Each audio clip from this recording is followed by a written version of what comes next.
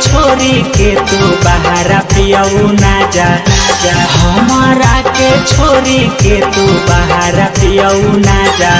Operation करा दो राजा रोजे मारत रही माजा। ऑपरेशन करा दो राजा रोजे मारत रही माजा। हमारा के छोरी के तू बाहर पियऊ ना जा। हमारा के छोरी के तू बाहर पियऊ ना जा।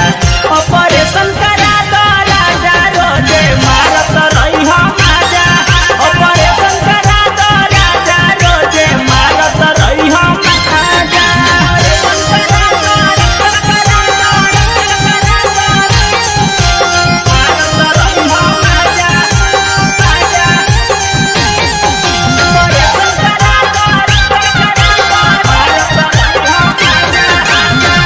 जे प्यार करब परमानेंट हो फिर उसे हो जाए हम प्रेग्नेंट हो। तोरे कारण भइल दो जोड़ा लइका कुछ दिन खातिर हो जाता नी मैका।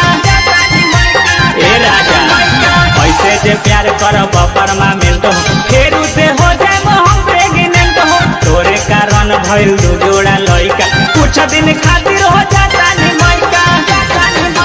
तोनी देर के माजा खातिर होला बड़ी साजा।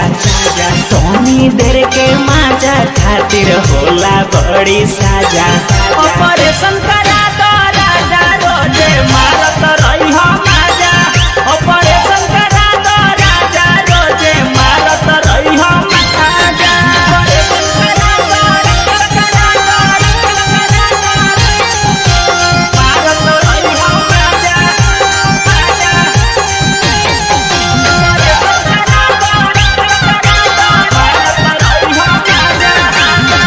दिन राजा तू कल सबर नहीं तो हम चल जाब नहीं हर।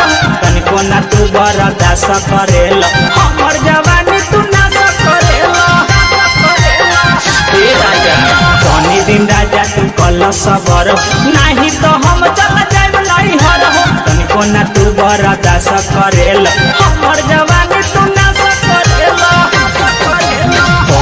बिन करे में सैया लगे से हमारा जा मोहन टूस दे बरबा धोड़े न मेहरी के अपना बाजा। ऑपरेशन करा दो राजा रोजे मारत रही माजा। ऑपरेशन करा दो राजा रोजे मारत रही माजा। Saraswati recording studio, Fatehpur Vaishali.